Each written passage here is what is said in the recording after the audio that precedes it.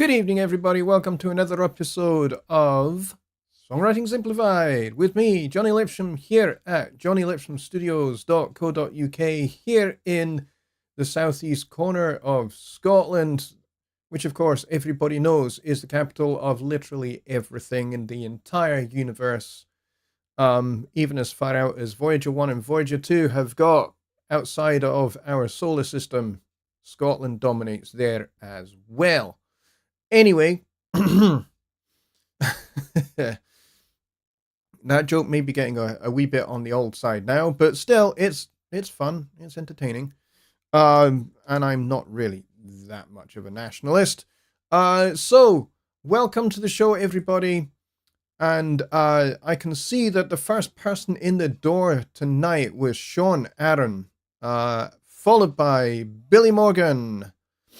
And Crispin Rachner was next in the door, followed by John Hawk and Dave Barcelo, and Aurora's Boring Alice as well.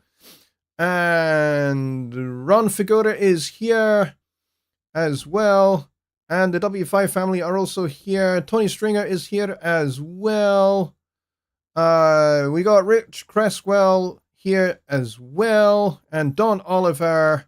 And Lucas Ruzicka in the house, everybody, over there in Germany.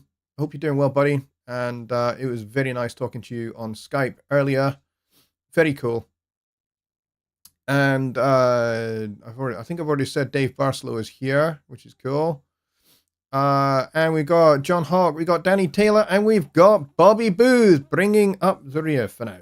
I'm sure more people will come in and Bobby Booth will no longer be bringing up the rear, which is awesome. But anyway, so welcome to tonight's show. Tonight is all about songwriting, composing, and arranging, and all other related subjects to that, including music theory. And we often talk music theory on this show because I like to give you tools which you can use for your own music making. We've covered, over the years that we've done this show, we've covered an awful lot of different things, from how to make chords to how to make chord changes, chord progressions, and how to make melody using the notes of those chords and that kind of thing. We did I think a very helpful little series a couple of months ago where we looked at melody writing and how to write a counter melody and how to use the notes from chords to develop a melody. Because for some people, melody writing is a wee bit of a challenge. And for some people, it's very, very easy. And, you know, they can just start humming something and very quickly they've got a discernible, really, really good melody very quickly. For some other people, melody is just abstract. They just don't know where to start. I'm one of those people for whom melody is a little bit abstract. It takes me a little while to find a melody. Finding chord changes, I can do very quickly, very easily. Chord changes, not a big drama. I could just sit down and I could play a set of chord changes for hours and just keep finding new chords from the chords that I've started playing and, journeying through different key centers and finding my way back to where I started. I can do that for endless hours. Not quite so good with melody. It takes me a little bit of time. And so one of the things we looked at was how you can use the notes that make up a chord to begin to develop the bare bones basic sketch of a melody. Because the chord tones are really, really useful tools by which you can make melody, if you are the kind of person that struggles with that. And then, of course, you can move between those chord tones by using a passing note, a note that goes in between those notes, which we would call a passing note. And they can be diatonic, i.e., they are based in the scale of the key or the chord that you are on, or they can be chromatic, as in they are colored, which means they are borrowed from another key altogether. And they may actually just be notes that just don't belong, but they provide some color, they provide some tension, they provide some spice.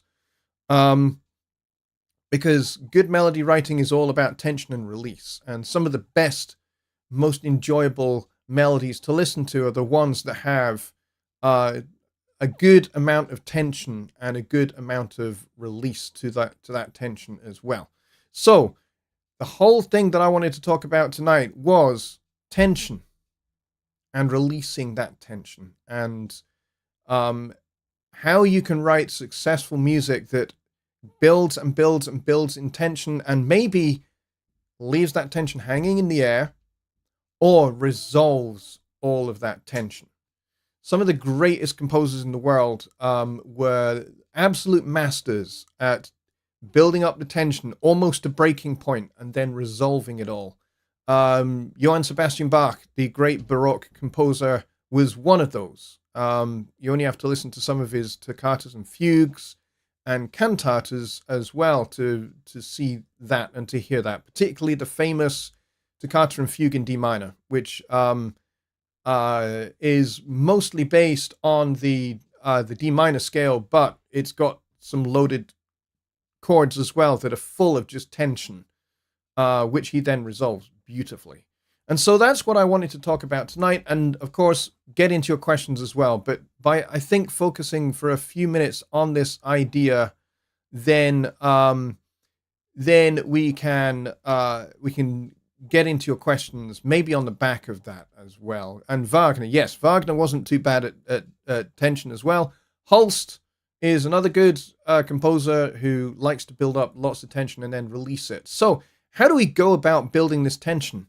Well, we can use something called dissonance. So we can borrow notes from another chord or another key that doesn't belong, and then we can add it to or on top of the chord that you're on, or the note can be very, very close to another note. So there's some really good examples of great use of tension in film music. For example, Jaws. Everybody knows Jaws, where you've got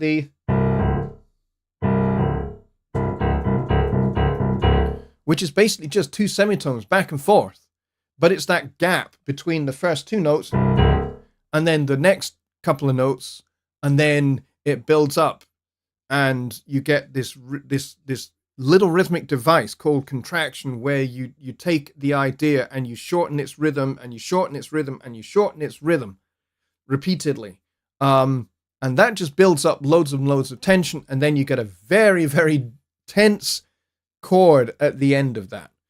Another good one is the shower scene from Psycho, where the killer comes into the shower and murders the victim, and you get that wonderful, hang on, where is it? Which is basically just strings high up playing semitones.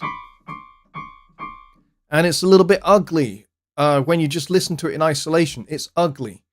But what it does is the music helps with the drama of that particular scene, and it mimics the stabbing motion by which the victim is murdered in the shower. And it's very, very effective. But it's the music that leads up to the stabbing sound in the strings that helps kind of build and build and build and build the tension until you get to that, that peak of the tension with the murder aspect and the stabbing motion, and then all of that tension is released in the music after that and is resolved.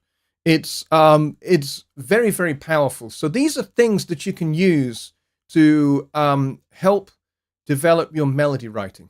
One of my favorite pieces of tension to use, or kind of tension and release things, is to use the sharp 11 in a chord, and have the sharp 11 in the melody, and then resolve that, either resolving that up to the fifth or resolving it down to the fourth again. So there's a couple of ways in which you can achieve this kind of sound. And one, if I just take this C major chord and then we go up to F, I can do this. I can play a G major triad on top of this F, and there's that sharp 11 in the chord.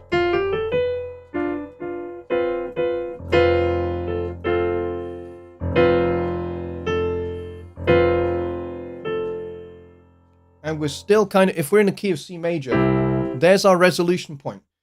But if we hold on this, and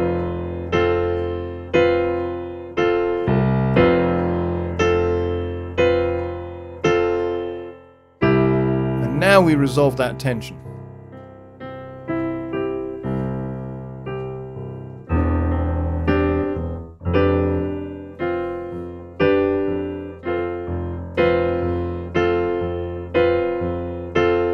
And then we can even, one of the things you can do with this idea of the sharp 11 resolving to the third, is then you can add the tension a little bit more, extend that tension by, when you go to the C major chord, keep the F in there, and you get a suspended 4. And then you resolve that down to the third in the C major chord.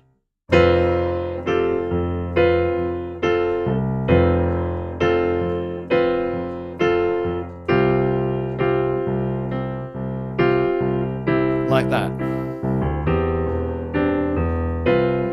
Whoops.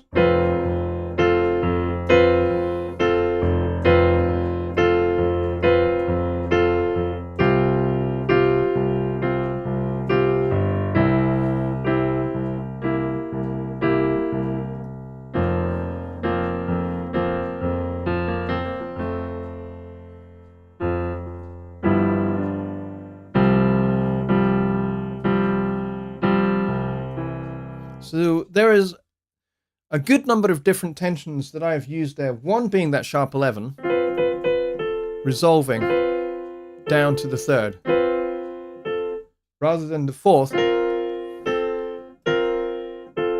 So the fourth is definitely a tension,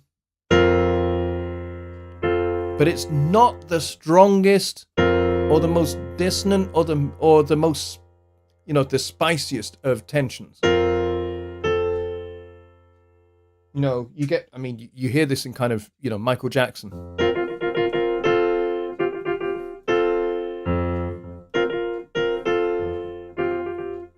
So you hear that in pop music quite a lot, that whole, and ABBA do that quite a lot, you know. That whole thing of the suspended fourth to the third, to the second, to the third.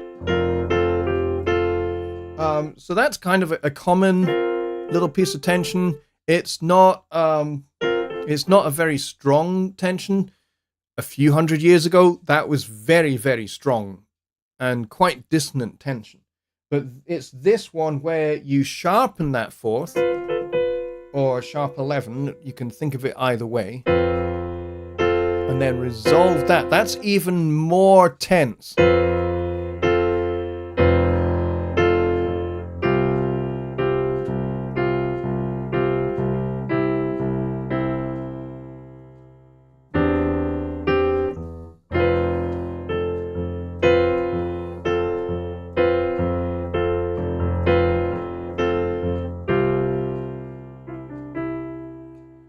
So that's one kind of piece of tension. I like to use this quite a bit, and you'll find this replete also in classical music quite a bit.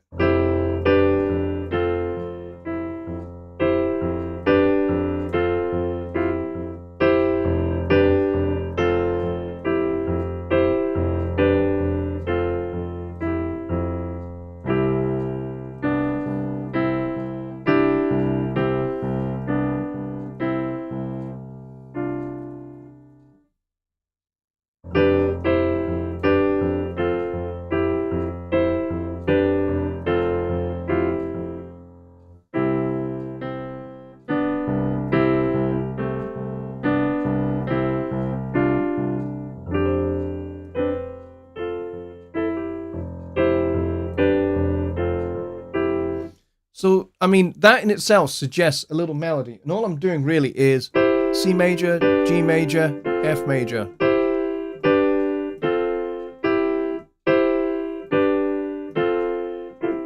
All over an F bass. So the F is basically a pedal point. That's what we would call it, where you have a bass note that does not change, but the chords change over the top.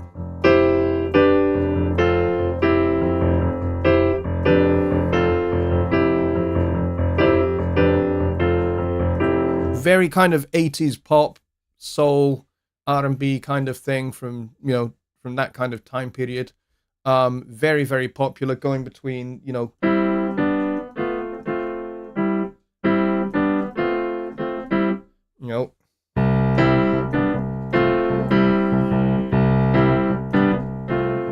very, very pop orientated.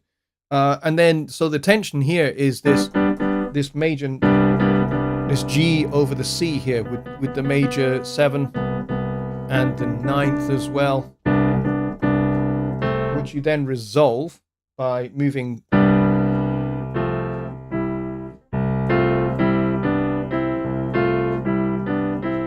that by moving the G, back up to the C. I think there's a Dr. Hook song that starts like that as well.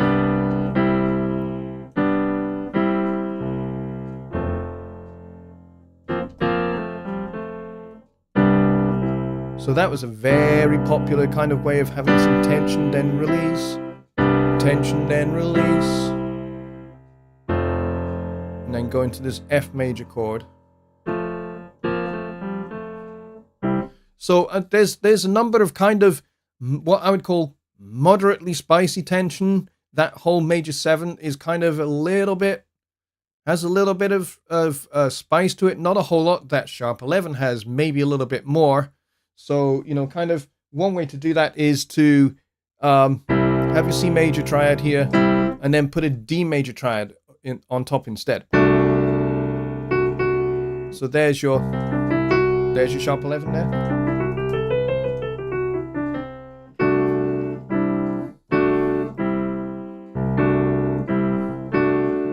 Spider Jara did this quite a bit as well on their record Love and Other Obsessions. This is one of the things they had going on.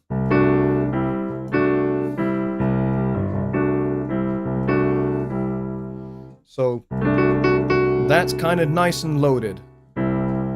So major 7 is obviously, like I said, a good one. And you'll hear this in Steely Dan a lot, where you've got like maybe a B flat on an E flat bass.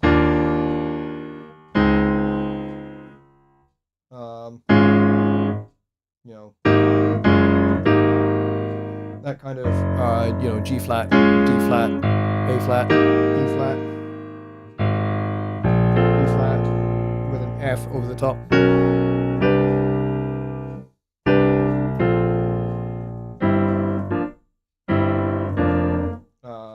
So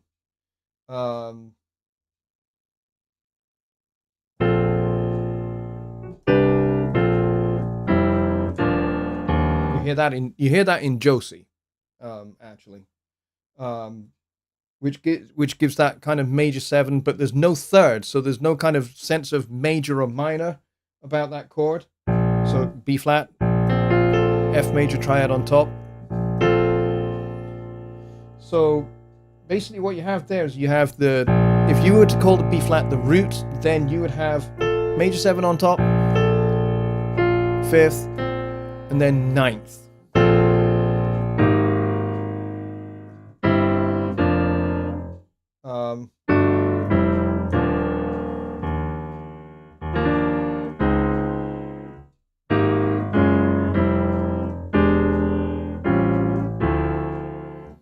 All right, so that whole thing of major 7th is very, very powerful. The sharp 11, even more tense. And so you can use that in chords. So how do we use that in a melody without necessarily having that in the chord? This is something that Sting is really, really good at, is by having just a regular major chord with a really kind of out there note on the top of it. So and quite often it is the sharp 11, because the sharp 11 is actually very easy to pitch. So if you've got like a G major chord and then a melody that goes,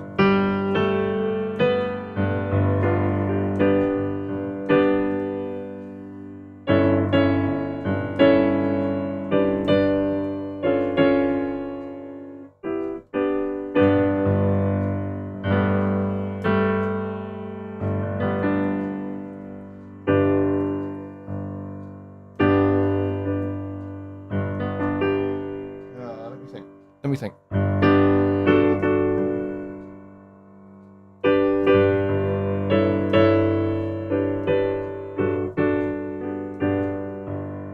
So if the melody was just leaving that hanging there, then you could harmonize that with the G on the bottom, the G triad underneath it.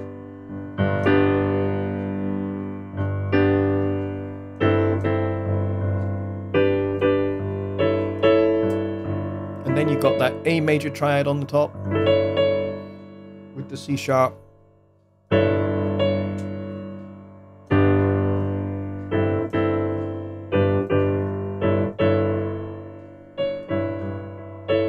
And then resolve that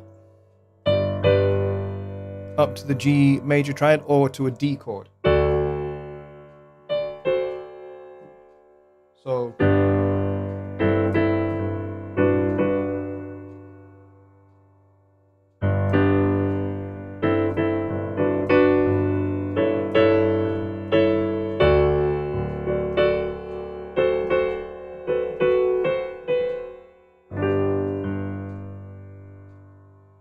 So that would be one way in which you could get kind of to chord 5, to the D major.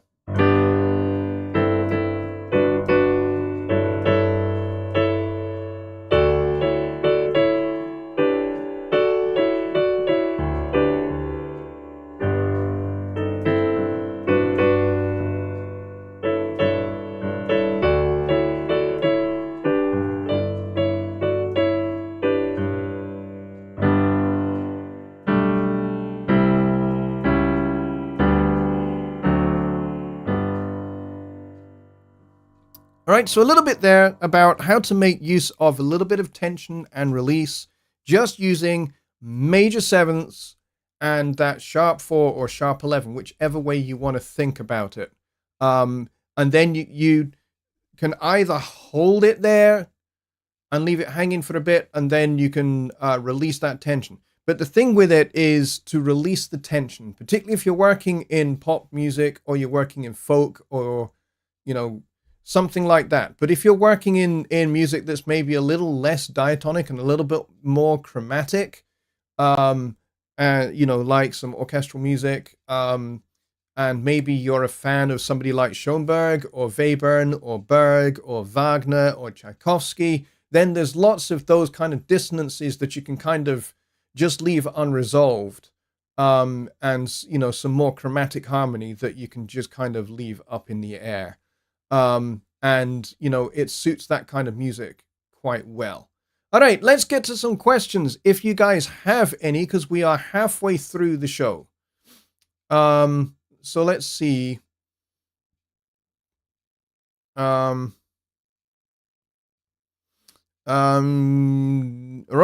Boring Alice, that's Dave, says, if I sharp an 11, would it not be an octave? Well, you can think of a sharp 11 in a couple of different ways. The first way to think about it is correctly. It is an 11th basically is an interval that is above the octave. Just like a 9th is, just like a 13th is. Those intervals are technically above the octave. So that sharp 11 should be way up above, right? But what you'll find with that is you'll have just a big gap between the note and then the rest of the chord. And that note will just sound very much out on its own. And that may actually not be what you're after. I mean, it might be. It might be that you want the sharp 11 kind of exposed on its own. It depends kind of on the context of your music. But for the most part, when we think of a sharp 11, we think of more of a closed voicing kind of way where the note is actually down the octave, but we just think of it as a sharp 11 rather than a sharp 4. Because really, you're never really going to encounter a situation where you have a sus4 chord with a sharp 4 or a sharp 11 in the same chord. So, because then you'd get this. No, I mean, that's on the order of spice, that's like way, way, way too spicy. You need to go and guzzle 4 pints of milk immediately.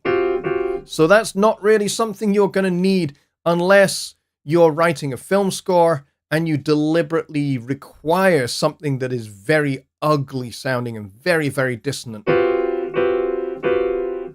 You know, to kind of help kind of describe the scene and get the tension of the scene across musically, then maybe something like a C sus4 sharp 11 is going to be right up your alley, but in the closed voicing method here. But probably more often than not, what you will want to do if you're going to play a sus4 sharp 11, stick the sharp 11 up the octave.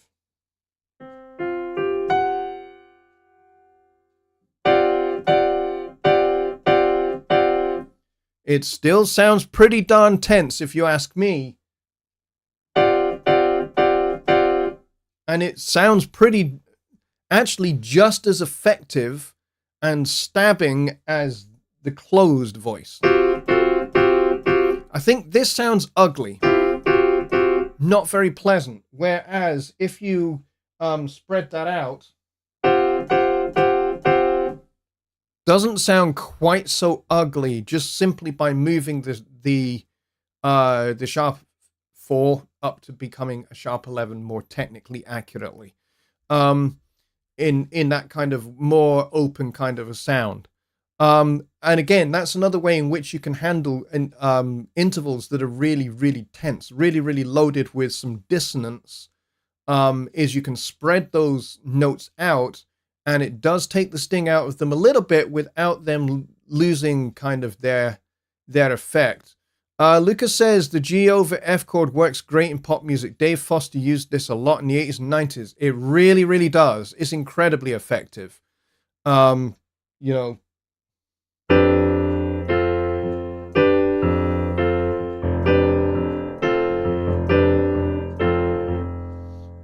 I think Billy Joel used that as well. There's a song of his called Goodnight Saigon. And I love that song for a variety of reasons.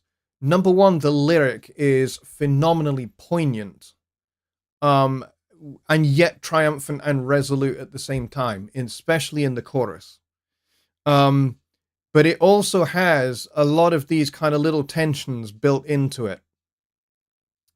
And it just really exemplifies Billy Joel's piano playing, not just because it's not demonstrating his piano chops, which by the way are extremely good, but it demonstrates his command of the emotion of the instrument.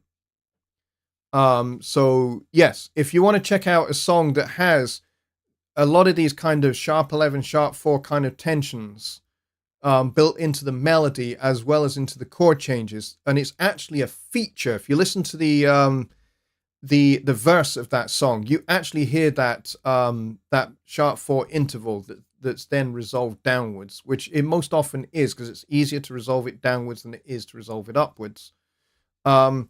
But you'll hear that, and the reason why it has that particular tension, that particular interval built into it, is to convey the emotion of the lyric. It's very, very effective. Billy Joel is an extremely good songwriter, and not just in terms of a good melody and good lyrics, but a good arrangement and a good use of harmony to support the melody and to bring out the emotion of the music and of the song. So definitely Billy Joel is definitely very well worth checking out. He has a huge range of musical ability and musical style and musical range that he has in his songs, from, you know, very straight ahead rock and pop to something that's a little bit more sophisticated, occasionally infused with a little bit of classical music, and often laced with drama as well. And there's a lot of humor and pathos in his songs as well. Well worth checking those out. Let's continue on. Yeah, if you want to ask a question, don't forget to type at Jonny Lipsham Studios to start with before you ask your question so that I can see it. Cesar is here. Cesar, hello, my friend. You and I have been talking in Facebook group, which has been very cool. Very nice to meet you. Glad you're here, Cesar. Let's see. You guys are talking about Cesar's submission for the mixed critique, which is cool. Brett says, I would put a sharp 11 in the second voice of a major 7 chord. For example, 1, sharp 11, major 7, major 3rd. Okay, let's try that. So, root, sharp 11, major 7. And was that second you said on the top? No, 3rd.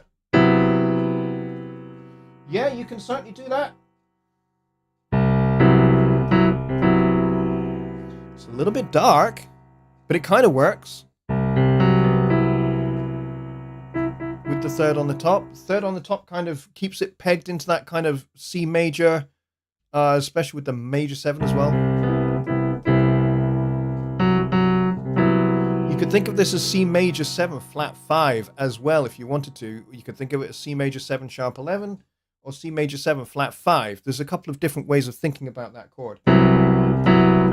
And you could, depending upon how you're thinking about it, you could resolve that that F sharp upwards to the G.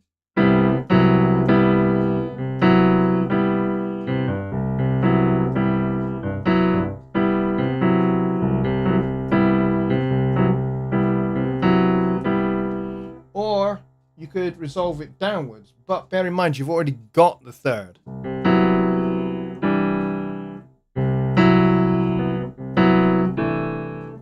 In which case you could take that whole thing, which by the way is a stack of 4ths, take out the root, and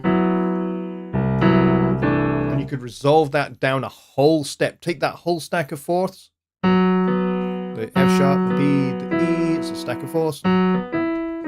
If you're not really sure whether it's a stack of 4ths or not, play the 3 notes and then play a semitone below, and that's the first 4 notes of the Star Trek theme. So you know that that's a stack of 4ths now. So shift that down a tone, and you've got yourself a C6-9, which is another really nice chord. It's like a major chord, but it just sounds kind of cooler somehow. It's kind of still a little bit tense because you've got the unresolved 9 there, and you got the unresolved 6 there. So, and you could resolve those 2 top notes down if you wanted to. So you now have a proper C major chord. So you could go.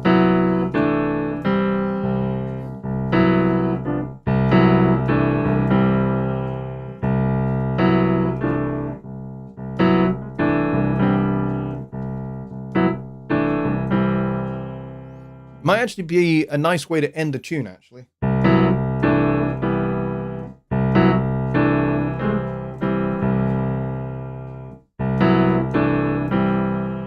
Why not?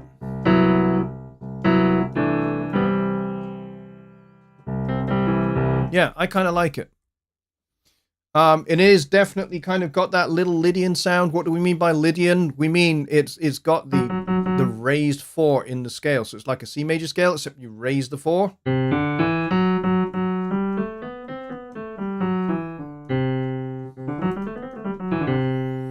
So that's kind of what Brett means when he's talking about it. Kind of sounds Lydian. Yeah, it's got that Lydian sound because it's of the Lydian scale.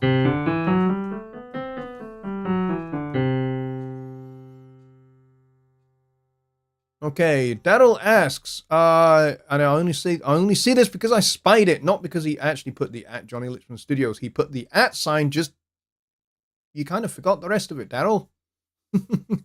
Is Harmony Wizard for Studio One useful workflow? The best person to answer that question is gonna be Lucas. Since Harmony Wizard is his thing, it's not mine. But yes, I'm very looking forward to Lucas releasing that product. It's gonna be awesome with a capital O for sure.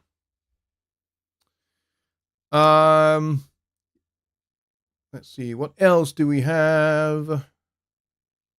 Lydian sound, a major scale. That's how I found it. The most major scale, in my opinion.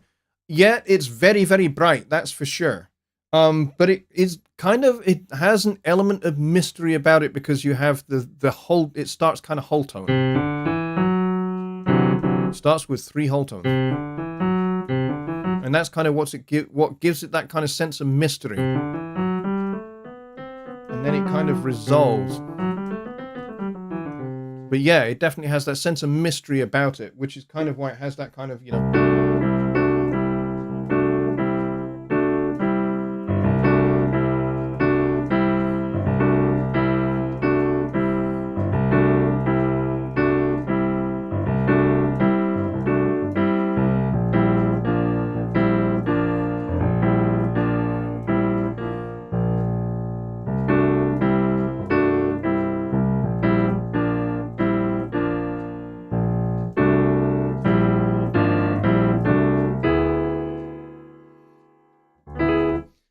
another kind of tension that I use a fair amount, and I've come across this a couple of, in fact, these 2 chords I'm going to show you.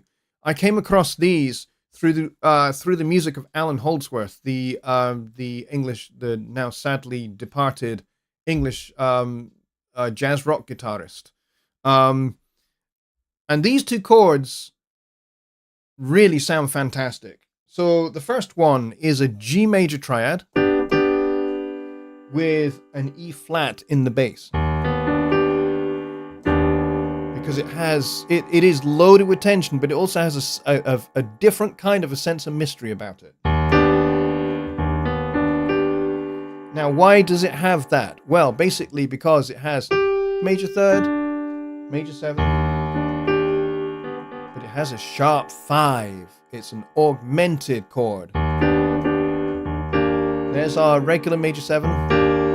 Raise that 5 by a semitone. You get a G major triad over an E flat. It's one of my favorite sounds. And then my other favorite sound is to take an A major triad over that E flat as well. So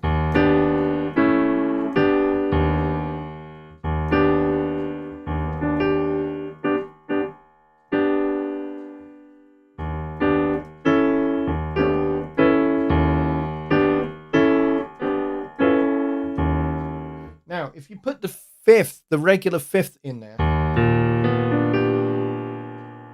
then you definitely have, you would now not call this an E flat major 7 with the sharpened 5th, because we've now put the natural 5th in there. We've put the E flat and the B flat. The B flat is the regular 5th. Okay? And we're putting the sharpened 5th, and then the major 7, and then the major 3rd. You can't really have a sharpened 5th and a natural 5th. So we have to rename our sharpened 5th to something else. So what do we do with that? Well, the next semitone up from that would be the C, which would be the 6th of the chord. So you can either think of this as a E flat major 7 flat 6 or an E flat major 7 flat 13. And it just sounds great. I love it. And then it's a case of how do we resolve this? Well, you can resolve it by moving one note. With the flat 6, move that down to the 5. Or another way you can do it is take this the G triad and move that down a whole step into F. And then go down another whole step. So you go G, F, and then you're down on E flat. So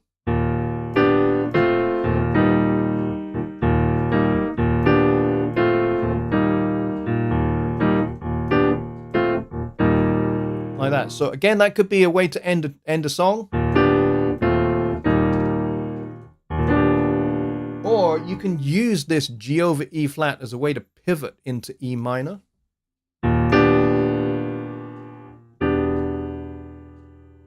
Or pivot into D major. Either works.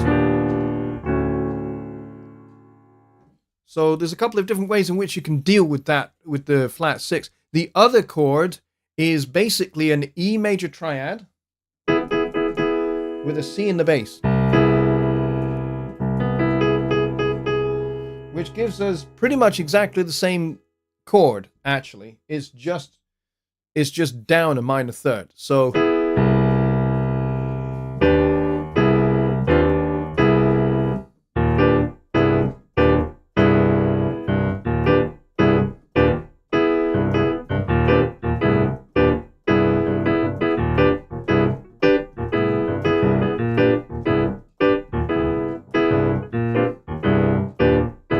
you could turn that into a vamp, perhaps, going between those two chords, and you would essentially end up with something that has a whole lot of tension all the way through, and then you can build kind of quite an interesting melody on the top of that that's also laced with a little bit of extra spice. And it Ron says, I keep hearing Three Blind Mice. Yes, I do that quite a bit.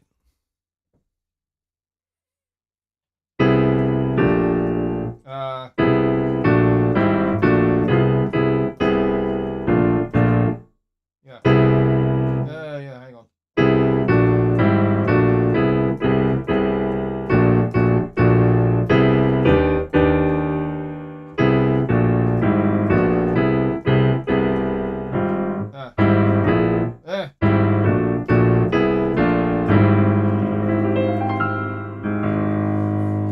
Very dark. It's like they're not just blind, they've turned malevolent and they want to take over the world. It's like, it's not just the three blind mice, it's if the three blind mice then suddenly turned into Daleks and started to take over the world, or they became Cybermen or something like that. So it's like the three most evil blind mice in the entire history of the Mice Kingdom, you know. That would certainly work. Yeah, Cesar says E over C sounds jazzy outside every time. Yeah, it most certainly does. And it's great. It's great fun to play on. Hexaphonic. Well, yeah, I think I know what you mean by hexaphonic. I think hex coming from six note scale, hexaphonic. Yeah, that could certainly make sense. Let's see. Cesar says I like to use open triads on the left hand like CGE. Okay. And a cluster like a G major 7 on the right hand. Yeah, those kind of things are nice. Where you have C. Hang on, my chair's got stuck. There we go.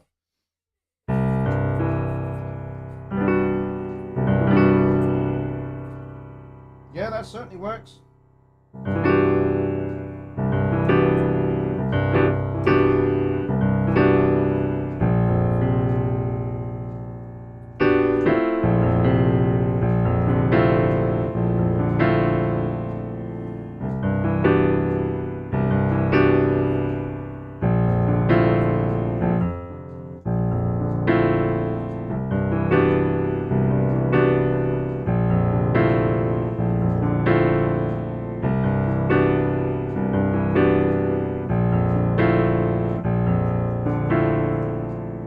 Yeah, I like those kind of chords as well. I mean, especially if you voice them across like a big band. So, you know, you could have like the low voices there in the low saxes, so like the baritone, the tenor sax, or the baritone and two tenor saxes, and then trombones on top of that. That would certainly work with maybe the fourth trumpet on the top of that voicing, doubling on the flugelhorn maybe to give it a little bit of a darker tone. Something like that would definitely work. And then, of course, you could double the major 7 cluster up the octave with muted trumpets, or maybe muted trumpets and a couple of flutes, to make a really nice spread chord like that. That would be nice. Neil says that's not easy going up and down with that and finding where the black keys need to be in each chord. Yes, takes a little bit of practice, that's for sure. So how do we build a melody over those? Asks Brett. Okay, so taking Cesar's example of that C major with the G major 7 on top. Well, the G major scale has that F sharp in it, and so we would basically start that scale on the C, give you that Lydian scale. So you could use those notes, or you could use a G kind of major pentatonic scale on the top of it.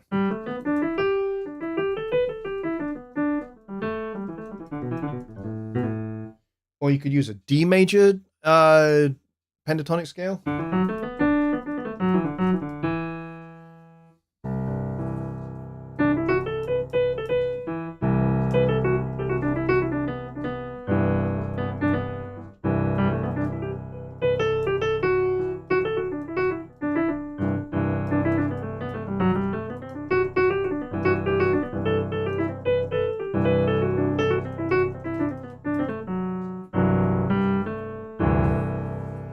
Or if you wanted to keep it a little bit more simple.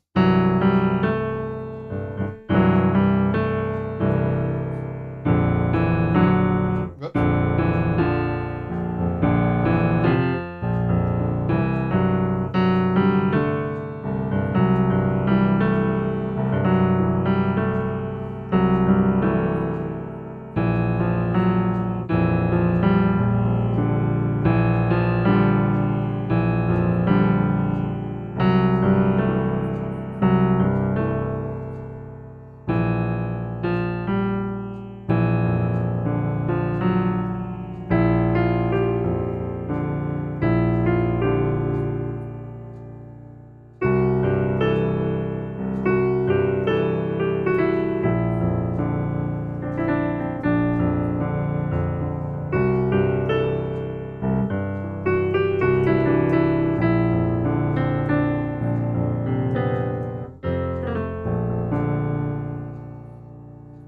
Something like that.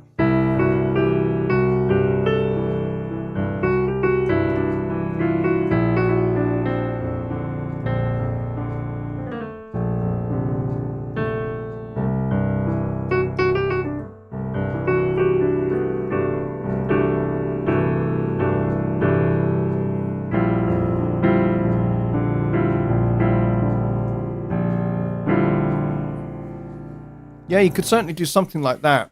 Depends upon how complicated you want it to be, basically. Lucas says Harmony Wizard is definitely useful workflow. There you go. There's your answer. Absolutely. Billy says real tense, tight arse tense. Yes, I guess it could be described that way. Let's see. Dave Barslow was here and now he is out of here. Okay. Bye for now, Dave. See you soon. Let's see. And finally, Cesar says, I've never made a big band arrangement. I love clusters, but can't make works on orchestral context. Yeah, it's kind of difficult. Clusters, you have to voice those with care, so that they are not kind of ugly, and too kind of dark sounding. So, one of the secrets, and I know Rich and Lucas would be able to chime in a little bit on the kind of orchestration and voicing front of things.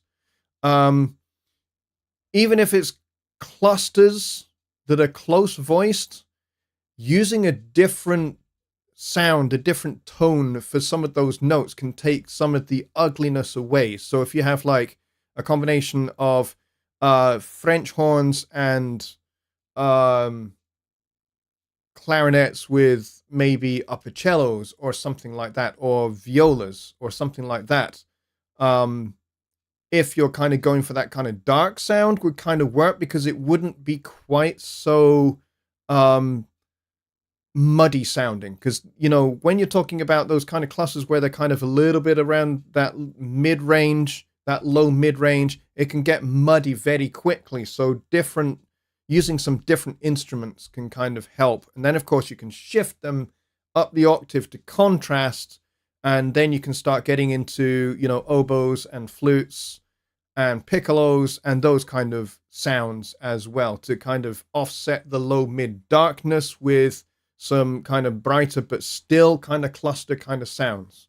So contrast is the name of the game when you're doing, you know, kind of orchestration like that, because, you know, things can get a little too dark and a little too muddy quite quickly. So you have to think about those kind of things. So definitely different tones, and using the different tones of the different instruments within your orchestral palette are going to help you quite a bit. You know, like the difference between brass and woodwind playing the same notes. So if you have brass and woodwinds playing the same notes, you can still have a different sound because they have different harmonic overtones for a start. And, you know, brass instruments tend to be brighter and woodwind instruments tend to be darker. So you can take the darkness of, you know, a couple of clarinets and a bass clarinet, and then you know, the brightness of French horns and flugelhorns and that kind of thing, which have a brighter tone to them, and you can kind of juxtapose the two together. Even if you've got them doubling each other, so they're playing essentially the same notes in your cluster, you can end up with something that doesn't sound quite so muddy, because you've got you know, maybe the upper notes of your cluster are in the French horns and the flugelhorns, and the lower notes are in your clarinets and your bassoons and your bass clarinet, for example. So yeah, so think about the tone color of your palette, your orchestral palette, because there's plenty there. You know, from your woodwinds and from your brass and from your strings, that will get you, that will get those clusters sounding tense, like clusters, but not so tense that, and not so dark, because you may want tension, but you necessarily might not want darkness. You might want a bright tension rather than a dark tension. It kind of depends upon the music. So kind of, you know, those are kind of things to think about. You know, do you want bright and piercing? Because if you want bright and piercing, then maybe you want trumpets, French horns, and then upper woodwinds on the top of that, to kind of have the upper woodwinds cutting through on the top of the brass, maybe. Rather than kind of the low woodwinds, the lower brass, like tubas and that kind of thing. So it's kind of, you know, you have to think about what it is the sound that you're going for, not just the chord that you want to play or you want your orchestra to play. You need to think about what sound do you want that chord to have. And so that's where you need to start thinking about the tone color of each of the sections of the orchestra, and how you can manipulate that tone color to make the chord sound how you want it to sound. You know, even if the voicing is kind of close and a little bit clustery, it's fine. It, you know, depending upon how you orchestrate that, it may not sound so dark or so ugly. So different ways to think about the same thing. So I hope that has helped. And we are at the top of the hour. Some good questions there. One of my favorite arrangers, by the way. In fact, I have two favorite arrangers at the moment. One is Jules Buckley of the Metropole Orchestra. They are an amazing orchestra. They are a regular kind of orchestra, but they play a lot of jazz, a lot of funk, and a lot of fusion kind of music. They made a brilliant record with Snarky Puppy, which is well worth checking out. And they've played with Corey Henry at the BBC Proms a few years back, where they did a fantastic version of Michael Jackson's Billie Jean, which is, again, really well worth checking out, because Jules Buckley's arrangement of that was outstanding. Really, really good. So yeah, Jules Buckley, fantastic arranger. Another one is Vince Mendoza, who has written arrangements for a lot of successful big bands, including the WDR big band, who, by the way, are an outstanding big band.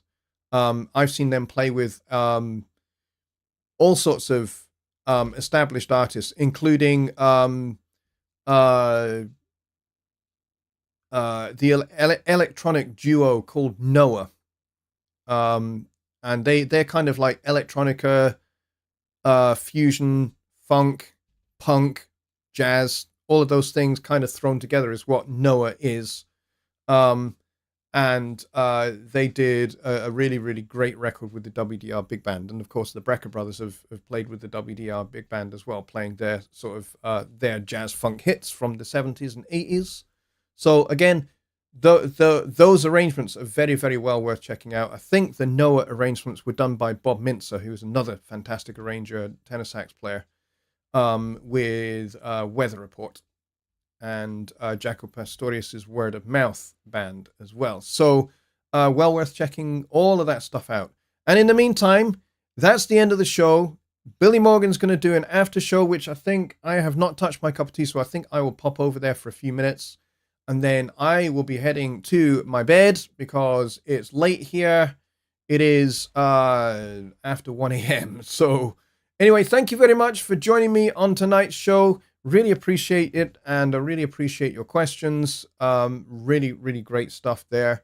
There's lots of very cool things being created by my moderators at the moment that you are well worth checking out. Harmony Wizard is coming very, very soon by Lucas. So please, when he launches that, just go get it. That's all I'm going to say. If you are into songwriting and you're into this show, Songwriting Simplified, go get that. Just go buy it. It's a little add-on for Studio One. Well, I say little. It's a powerhouse of an add-on for Studio One that will help you with chords, harmony, harmonizing melody, and a whole litany of other helpful harmonic tools.